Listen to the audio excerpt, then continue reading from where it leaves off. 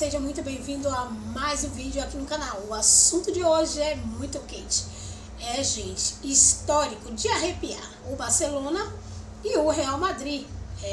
O Barcelona venceu o Real Madrid de virada, por 4-3, numa virada épica e que vai ficar para a história do futebol mundial. O nome dele, Lamine Yamal, mais uma vez brilhou como o verdadeiro gênio da bola, já sendo apontado como candidato à bola de ouro ao lado de Rafinha, que também jogou demais. O Barça mostrou força, raça, talento puro nesse El Clássico. Insano. É claro que a gente também vai conferir as análises completas dos comentaristas da ESPN Brasil, que trouxeram tudo com riqueza de detalhes. Então, já se inscreve no canal, já deixa aquele like maroto e fica comigo até o final. Lembrando, galera, de deixar os créditos para a ESPN Brasil.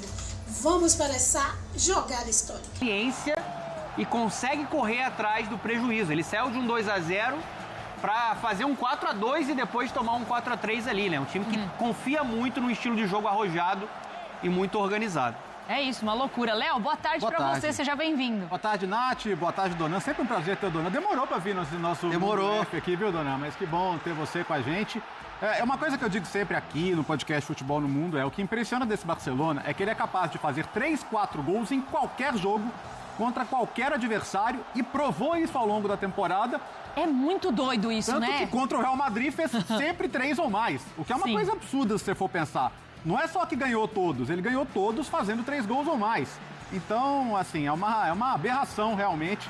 Pela segunda vez na semana, eles conseguem sair de um 2-0 para um 3-2, assim, como se nada, né? Num piscar de olhos. A temporada do Rafinha, bom, é chovendo molhado, especialmente esses números. Agora, tem coisas que, assim, você tem que aprender e não repetir. E aí a minha puxada de orelha é no planejamento do Real Madrid. A gente comentando a Supercopa falou, cara, esse lado direito com Tchouaméni e Lucas Vázquez citando o nosso ex-companheiro Rômulo Mendonça, é um convite ao prazer.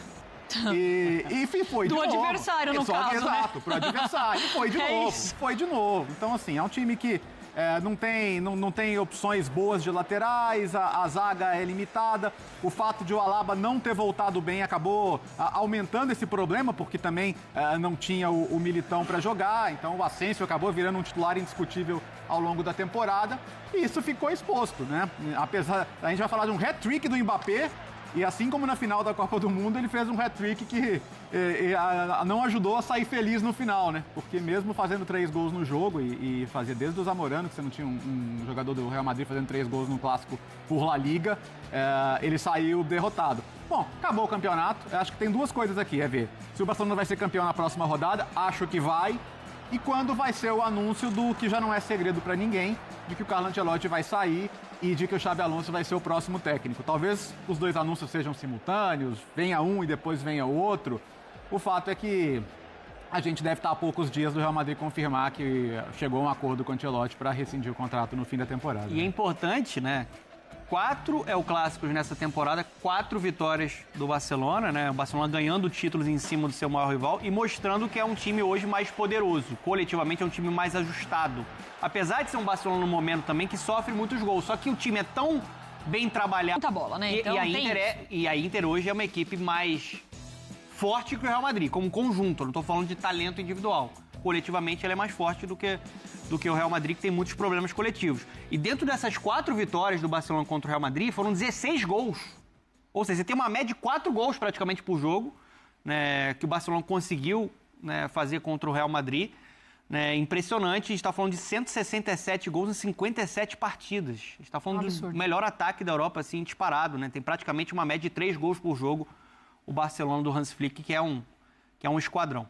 Vamos dar uma olhada nos números da partida e aí, só corroborando o que o Donan falou, os gols, né, os lances do Barcelona foram 4-0 em La Liga lá no primeiro turno, 5-2 em cima do Real Madrid pela Supercopa da Espanha, 3-2 na Copa do Rei, na final, e aí agora esse 4-3 e a gente mostra os números de como foi essa partida. Léo, analisando os números do jogo, eles condizem com o que a gente viu dentro de campo, porque o Barcelona fica na frente em todos os critérios, né, em posse de bola, em finalizações, e chama atenção esse número de finalizações que são 22 22 finalizações contra apenas 9 do Real Madrid.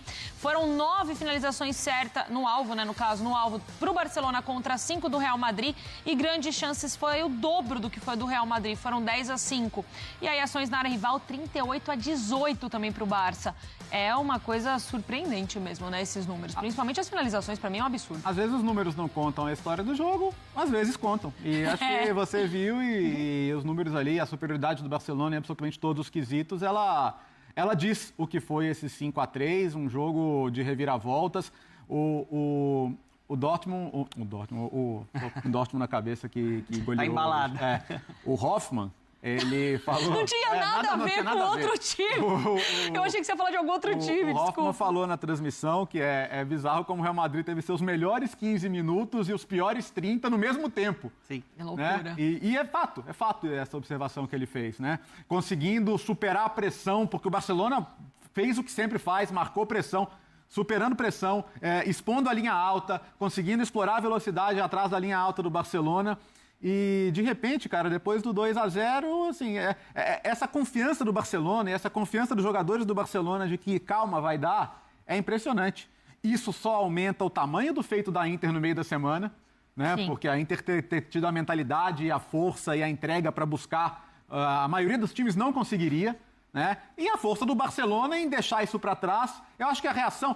Choro de arbitragem à parte, que acho que foi exagerado, mentalmente o time conseguiu assim, falou, gente, já foi, sabe? A gente não ganhou a Champions, podia ter ganhado, se continuar jogando assim ano que vem pode ganhar, a gente está construindo uma coisa legal aqui, então vamos focar no que a gente ainda pode ganhar. E agora é só esperar, é só saber que dia que vai ser a festa. Quero ir lá para Barcelona, afinal de contas, Fernando Nardini e Paulo Calçade tiveram o privilégio de poder ver essa partida ali, ó, na tribuna, porque estava narrando e comentando o jogo pra gente. Vamos para a Montjuic agora, conversar com os companheiros. Sejam bem-vindos aqui ao Mundo F. Quero também a opinião de vocês dessa partida entre Barcelona e Real Madrid, que foi, assim, um baita jogo. Companheiros, boa tarde. Oi, Nath, companheiros no estúdio, fã de esportes. Olha, anotaram a placa? O que aconteceu aqui, gente? 2-0, 4-2.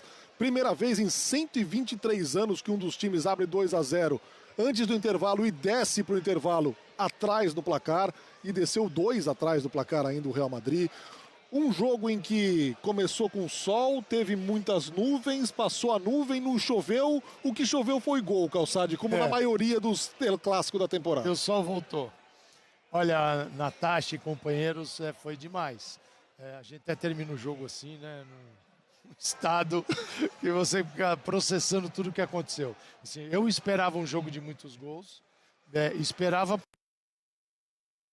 Barcelona não pela instabilidade também que tem nesses confrontos. Pelo menos este ano aqui mostrou que estabilidade, um festival de gols, teve 5-2, 4-0, agora um 4-3, teve muita coisa, né? 3-2, veja, na Copa do Rei foi mais difícil, teve a prorrogação. É que o Hans Flick chegou processo agora que vai iniciar o Real Madrid, que é de uma reformulação de ideias, talvez com novos jogadores, e o Hans Flick chegou para fazer isso, e deu muito certo. Imagina, no primeiro ano dele, Copa do Rei, Campeonato Espanhol, Supercopa da Espanha, todos eles disputando diretamente ou não, mas com o Real Madrid. E a Liga dos Campeões falhou, mas não é porque falhou a Liga dos Campeões que o ano foi maravilhoso para a primeira temporada, redefinindo a vida de vários jogadores. Você lembrou do Ferran Torres, o Rafinha é um desses nomes, trazendo muitos garotos para a equipe. O Barcelona com seus problemas de orçamento que ele tem. Então o trabalho do Flick é maravilhoso. Para mim a diferença é, você vê um time que tem processos. Como ele chega ao gol? Ele tem todo um processo. Ele tem uma ideia de construir. E isso não engessa a equipe. É uma equipe que tira o máximo de Lamine Yamal, de Rafinha, de Ferran Torres, quando o Lewandowski está disponível, do Balde, do Pedri. O Pedri é sacanagem que ele joga. Impressionante. Né? O que ele enxerga para ocupar os espaços que ele precisa ocupar. Presencialmente ainda mais impressionante. É mais impressionante. Então, você tem um Barcelona que tem um processo, tem um caminho e você enxerga dentro de campo. E quando eles começam a se associar em velocidade, tocando de primeira, entrando na área, a gente fica aqui atordoado. Imagina o adversário, né? É o que falta ao Madrid. Redefinir os seus processos, reconstruí-los com jogadores. Tem jogadores maravilhosos, mas tem alguns que, por exemplo, Modric, Alaba, a lateral esquerda com o Mendy, com o Fran Garcia, às vezes com o Camavinga, que não é um lado definido, a lateral direita. Então nós temos assim momentos diferentes que quando vem para campo, às vezes eles estão presentes, outras vezes não. Mas são 4 vitórias do Barcelona, sem contar o amistoso, com 23 gols marcados entre essas duas equipes, 17 do Barcelona, 6 do Real Madrid. Então foi um jogaço, é bonito de ver. Assim, é impressionante até, né, como esses caras jogam. Ainda é o clássico, Barcelona 4-3 para cima do Real Madrid, e os nossos correspondentes conversaram com personagens da partida. André Linares chega agora com entrevista exclusiva com o Rafinha. Rafinha, obrigado por atender a ESPN Brasil depois desse grande clássico. Primeiro, como foi para você? Mas ainda é o clássico, Barcelona 4-3 para cima do Real Madrid, e os nossos correspondentes ainda é o clássico, Barcelona 4-3 para cima do Real Madrid, e os nossos correspondentes conversaram com personagens da partida. Mas ainda é o clássico, Barcelona 4-3 para cima do Real Madrid, e os nossos correspondentes. André Linares chega agora com entrevista exclusiva com o Rafinha. Rafinha, obrigado por atender a ESPN Brasil depois desse grande clássico. Primeiro, como foi para vocês se fechar, que acho que vocês buscaram possibilidade depois da eliminação do time, sabendo que esse jogo, como vocês lidaram com isso, qual foi o que vocês fizeram aqui hoje? Cara, a eliminação na Champions acho que doeu muito, né? Afinal, a gente tinha total confiança naquilo que a gente poderia fazer nessa Champions, que a gente poderia chegar muito longe, que a gente poderia brigar por ela. E a gente ainda tem essa sensação, mas é o futebol, cara. O futebol sem essas emoções, sem esses achar o que poderia acontecer baseado naquilo que o time vem fazendo e não acontecer. O futebol é dessa maneira, o futebol te surpreende muito. Mas foi um golpe muito, muito forte na gente.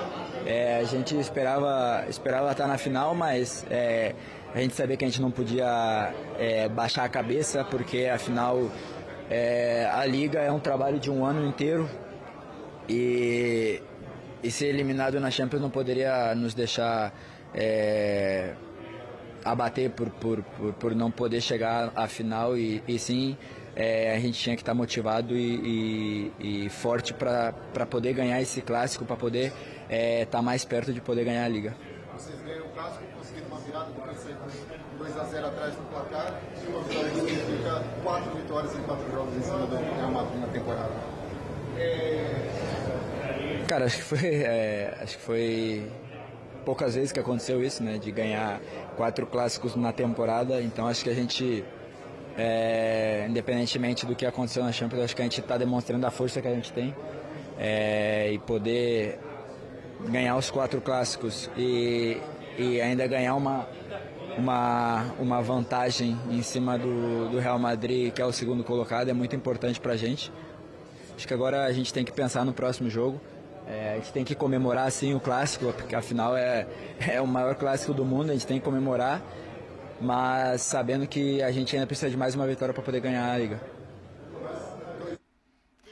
Olha só, a gente volta aqui pro estúdio para poder chamar também outro personagem. O nosso querido André Linares também conversou com o Yamal e a gente coloca agora para você. Eu creo que demuestra que hemos sido muy superiores a ellos durante todo el año. Yo creo que cuando ganas todos los clásicos quiere decir que has jugado mejor. Encima, yo creo que sí que es verdad que el resultado podría haber sido mejor. Pero bueno, contentos por la victoria y ahora disfrutar de esto.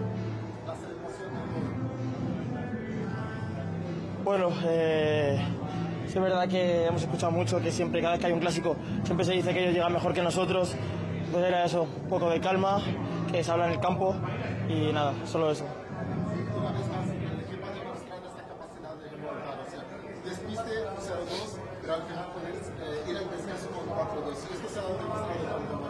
Bueno, sí que es verdad que al llegar al vestuario hemos dicho que no hacía falta sufrir de esa manera, que es mejor empezar ya con 4 goles, no hace falta que nos metan 2.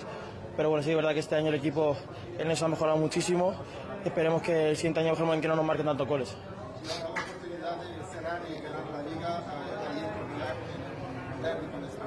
Sí, bueno, ahora no hay que relajarse, hay que ganar en el jueves, no perdonar ni un punto y iremos a eso, a ganar y a acelerarle con los culés.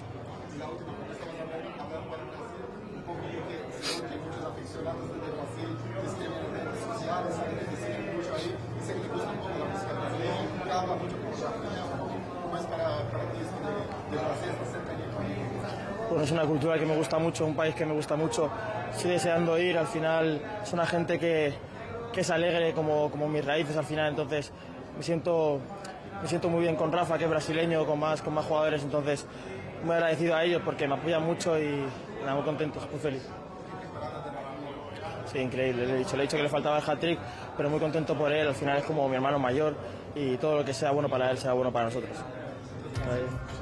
Vamos lá, então, de números dos dois. Tá aí, ó. O melhor do mundo será do Barça? Lamine Yamal e Rafinha na temporada pelo Barcelona. São 52 jogos pro Yamal, 54 pro Rafinha. Em gols, o Rafinha fica na frente com 34 gols contra 16 do Yamal. Em assistências, os dois estão bem parelhos. O Rafinha com 22 e o Yamal com 20. Participações em gol, fica 56 para o Rafinha e 36 para o Yamal. No El Clássico, Yamal 1 gol e Rafinha 2 gols. A gente está falando desse confronto de hoje.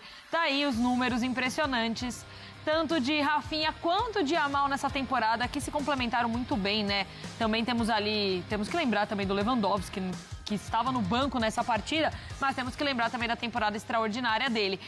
E aí, companheiros, será que teremos uma bola de ouro saindo dos pés de algum jogador do Barcelona, mesmo não estando na final da Champions? Boa questão. Eu acho que um atrapalha o outro aí, para começar.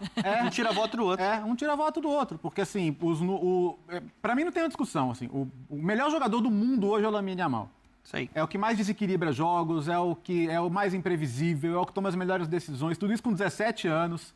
Sabe, eu pego muito a frase que o Simone Inzaghi falou depois do primeiro jogo. Cara, você coloca 3 em cima dele e você não sabe se você vai parar. Sim, e se você não para o Lamine, esses 3 abriram espaço para outro. Que muitas vezes é o próprio Rafinha, inclusive. Então, acho que na hora da votação ali, pode ser que eles dividam voto.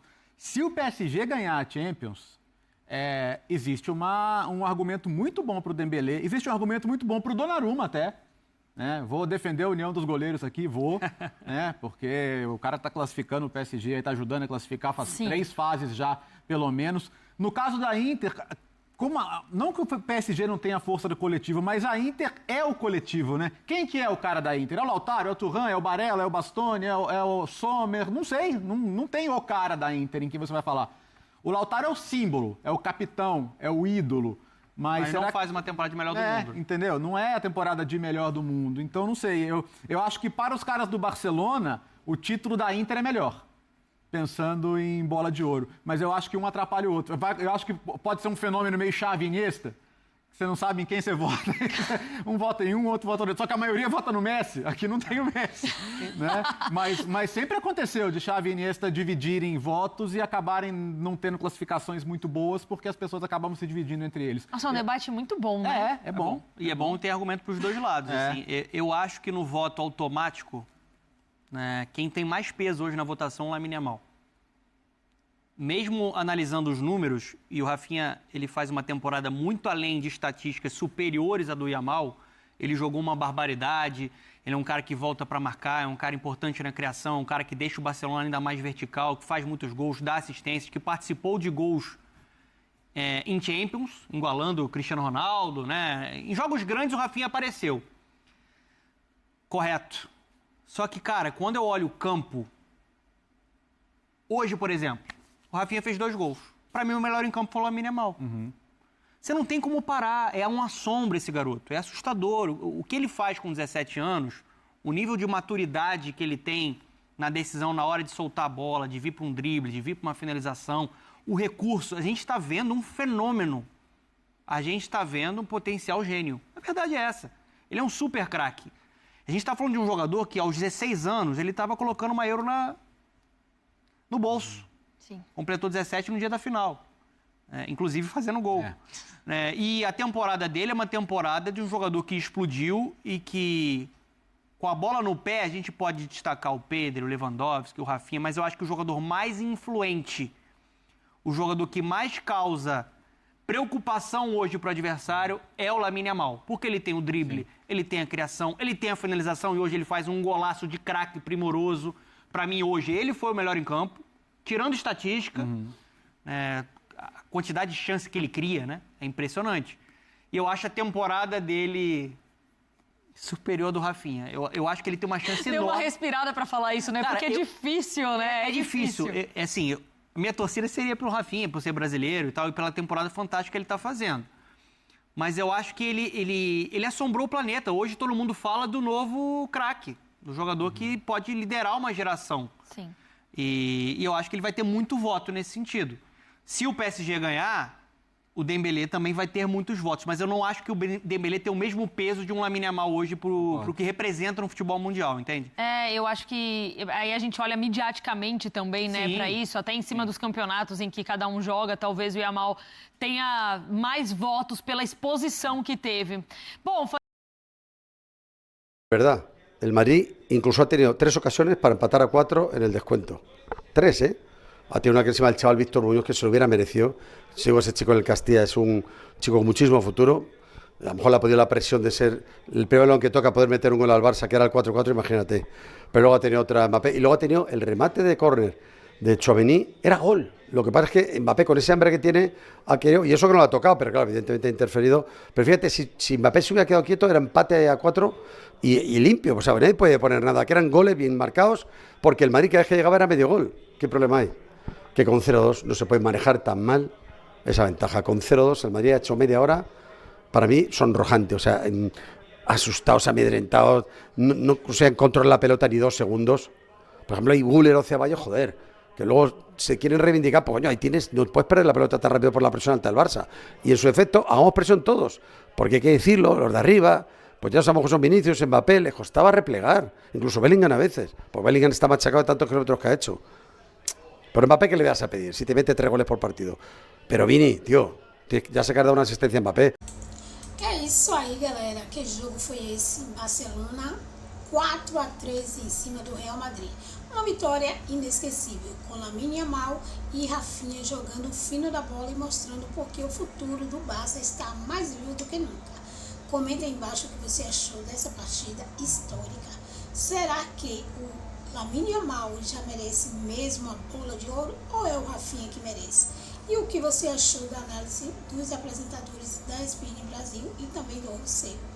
Não esquece de deixar o seu like, se inscrever no canal, ativar o sininho e compartilhar o vídeo com seus amigos que amam futebol. Valeu demais! E lembrando, galera, de deixar os créditos aí para a ESPN Brasil. Até o próximo vídeo.